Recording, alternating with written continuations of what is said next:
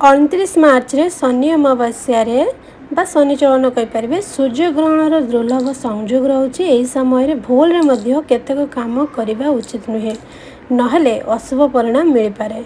वैदिक पंजिका अनुसार यही वर्ष शनि अमावास्या दिन यही वर्षर प्रथम सूर्यग्रहण लगे जाउछि। एही परिस्थिति रे किछि विशेष कथा ध्यान रे रखिबा अत्यावश्यक। हिंदू धर्म रे अमावास्या तिथि को बहुत गुरुत्वपूर्ण माना जाए। यही दिन देव मानकर देव महादेव और शनिदेव पूजा और आराधना करा जाए। ସେଥିପାଇଁ ଏହି ଦିନଟି ପିତୃପୁରୁଷ ମାନଙ୍କୁ ପ୍ରସନ୍ନ କରିବା ପାଇଁ ମଧ୍ୟ ଗୁରୁତ୍ୱପୂର୍ଣ୍ଣ ବୋଲି ମାନା ଯାଇଥାଏ। ଏହି ବର୍ଷ ଚୈତ୍ର ଅମାବାସ୍ୟା 29 ମାର୍ଚ୍ଚରେ ପଡ଼ିଛି ଓ ଧାର୍ମିକ ଭାବେ ଏହି ଦିନଟି ବହୁତ विशेष माना जाउछि। कारण एही दिन दुईटी बड़ संयोग घटुछि। वास्तव एही दिन वर्षर प्रथम सूर्यग्रहण लागिबो और सही समय रे शनिदेव कुंभ राशि छाड़ी मीन राशि को प्रवेश करेंगे। 29 मार्च दिन शनि अमावास्या और वर्षर प्रथम सूर्यग्रहण हेतिबारु एही दिन किछि विशेष कथा ध्यान रे रखिबा अत्यावश्यक, नहले आपणक दुख कष्ट बढ़ी पारे। एही दिन केबे मध्य करबा उचित नुहे एही चारिटी काम। चैत्र अमावास्या दिन किछि विशेष नियम अनुसरण करबा अत्यावश्यक। एही दिन पशुपक्षी मानकु निरीह पशुपक्षी मानकु असुविधा देबा उचित नुहे। विशेषकर गाई कुकुर और काऊ मानकु कष्ट देबारु बंचिबा दरकार। यह कले शनिदेव को रुष को महा देवाको पड़िबो। एही दिन माता पिता वृद्ध लोक माने और महिला मानक अपमान करबा उचित नुहे। एपरी काम कले शनि दोष बढ़ी जाए और ताहार कुफल भोगिबाको पड़ी पारे। चैत्र अमावास्या अर्थात शनिश्चरी अमावास्या जोटा हमें कही था। चैत्र अमावास्या अर्थात शनिश्चरी अमावास्या दिन चूल नख और दाढ़ी काटिबाको अशुभ माना जाए। यह कले जीवन में बाधा बढ़ी पारे और निश्चित काम मध्य बिगड़ी जाई पारे। यह सहित एही दिन तामसिक खाद्य जेपरिक मांस और मद्यपान करबा उचित नुहे। एही दिन क्रोध ठकेई और अन्याय उपाय रे धन अर्जन करिबारु बंचिबा दरकार। कारण यह कले शनिदेव रिस्ती होई पारंती। शनिश्चरी अमावास्या रे करंतु एही उपाय। धार्मिक मान्यता अनुसार शनिश्चरी अमावास्या दिन आवश्यकता थिबा लोक मानकु दान कले शनिदेव कृपा प्राप्त हुए। एही दिन गरीब लोक मानकु अन्न वस्त्र और तेल दान करबा निहाती आवश्यक।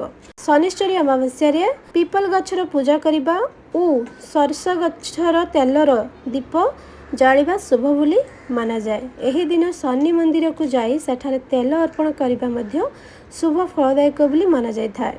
यह सहित अमावास्या दिन हनुमान चालीसा पाठ कले शनिर नकारात्मक प्रभाव कमी पारे। सेहीपरि सूर्यग्रहण समय मंत्र जप और ध्यान करबा जीवन में सकारात्मक शक्ति बढ़ाई थाए।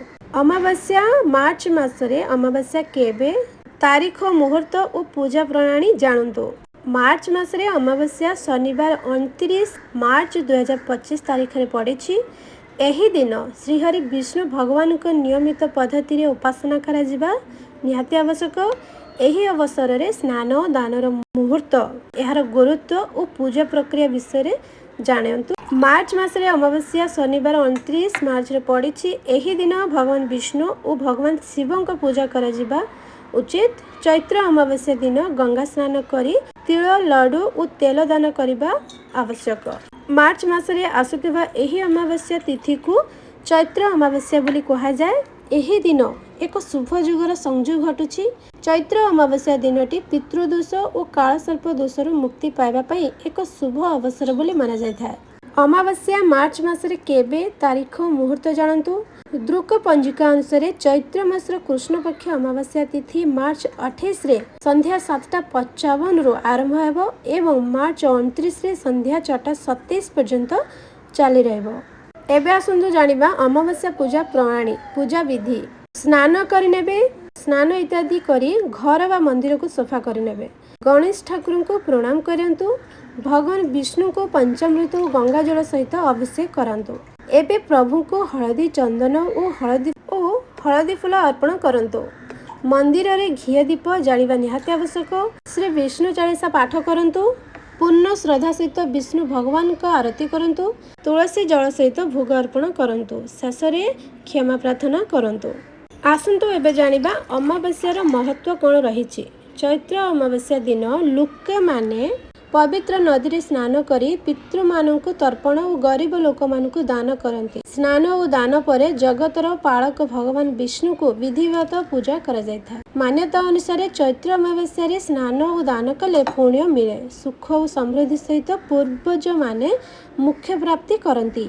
एही दिन व्रत रखिले कष्ट और संकटर मुक्ति मिलता है।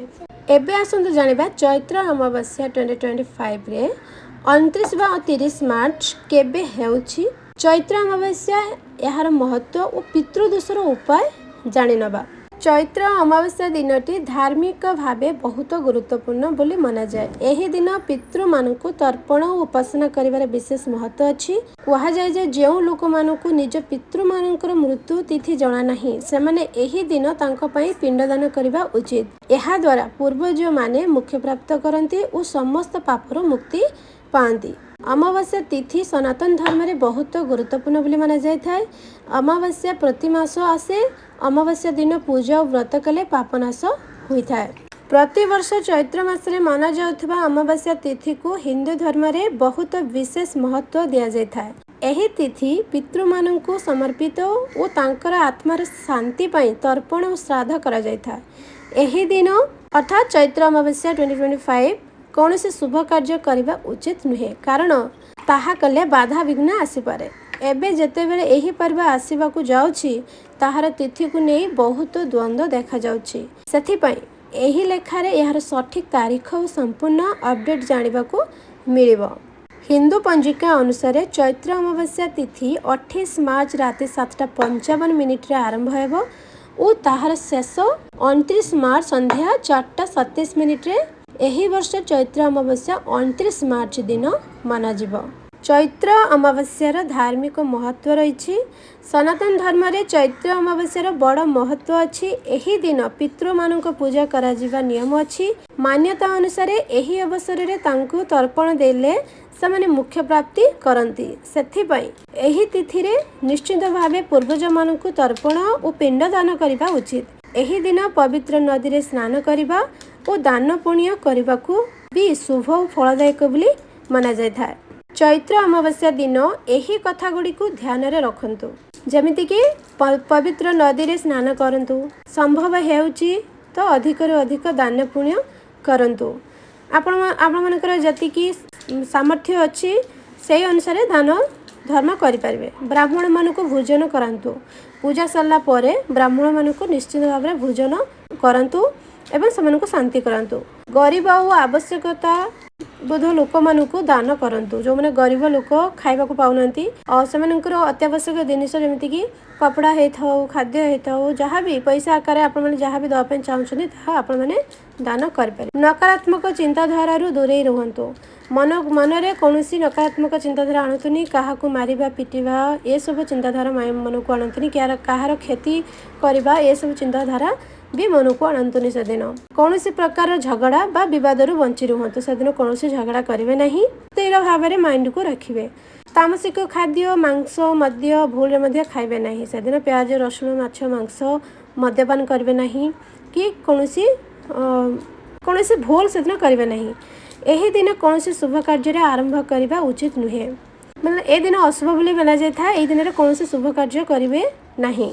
एबे आसंतु जानिबा पितृदोष पई कोन करिवे। धार्मिक मान्यता अनुसार चैत्र अमावास्या दिन पितृदोषर मुक्ति पाइबा पई बहुत गुरुत्वपूर्ण बोली माना जाए। जो लोक माने दीर्घ समय धरी पितृदोषर समस्या रे भोगुछंती सेमाने एही दिन ज्ञानी पुरोहितंक उपस्थिति रे विधिवत भावे पिंडदान करिबा उचित। मान्यता अनुसार चैत्र अमावास्या रे पितृ मानकु तर्पण और श्राद्ध कले पितृदोषर मुक्ति मिले, कारण एही दिनटी तांको पूजा पई समर्पित। शनि अमावास्या 2025 बा शनि चलन आप माने कहि परिबे 28 किंबा 29 मार्च रे पडुछि। तो शनि अमावास्या दिन एही काम गुडी को कले मिलिबो लाभ। कोन काम गुडी को आसंतु जानिबे। हिंदू धर्म रे अमावास्या तिथि को बहुत गुरुत्वपूर्ण बोली माना जाए। एही दिन पवित्र नदी रे स्नान करिबा और दान पुण्य करिबा को बहुत शुभ बोली माना जाए। सही परी एही तिथि रे पिंडदान और श्राद्ध करिले पितृ मानकर कृपा मिले। जेतेबेले अमावास्या दिन शनिवार रे पड़े ताहाको शनि अमावास्या बोली कहा जाए। एही परिस्थिति रे चलंतु जानि नेबा जे 2025 मार्च मास रे शनि अमावास्या केबे पड़ुछि। हिंदू धर्म रे अमावास्या तिथि को बड़ महत्व दिया जाए। शनि अमावास्या दिन भगवान शिव को पूजा करा जाए। शनि बाधा दूर करने पई यह एक उत्तम अवसर।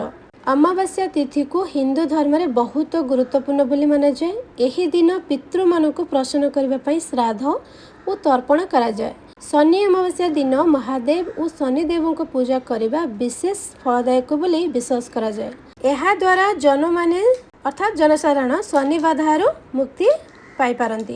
यही दिन किसी विशेष काम कले शुभ फल मिलता है। जमीती कि आप जानते शनि अमावास्या चैत्र मासर तिथि 28 मार्च संध्या 7:55 आरंभ हो और 29 मार्च 4:27 शेष हो। यही अनुजाई 29 मार्च शनिवार दिन चैत्र अमावास्या मनाजिब। शनिवार थिबारु एही दिन को शनि अमावास्या बोली कहा जाय था। निश्चित भावे करंतु एही काम गुड़िक शनि अमावास्या दिन। शुभ फल पाइबा पई शनि अमावास्या दिन गरीब और आवश्यकता थिबा लोक मानकु कला तिल कला कम्बल आउ डाली आदि दान करें। यही दिन पीपल गछ को 7 थर परिक्रमा करंतु और गछ आगे सोरिष तेलर दीप जालिबा द्वारा शनि बाधार मुक्ति मिल पार। यह सहित यही दिन गरीब लोक मानकु भोजन कराइले बहुत पुण्य मिल पार। ता सहित यही मंत्र गुड़िकर जप करंतु। शनि अमावास्या दिन शिव और शनिदेवंकर मंत्र जप कले उपासकों को बहुत लाभ मिल पारे। ओम नमः शिवाय। शिव गायत्री मंत्र भी जप करें। ओम महादेवाय विद्महे रुद्रमूर्तये धीमहि तन्नो शिव प्रचोदयात्।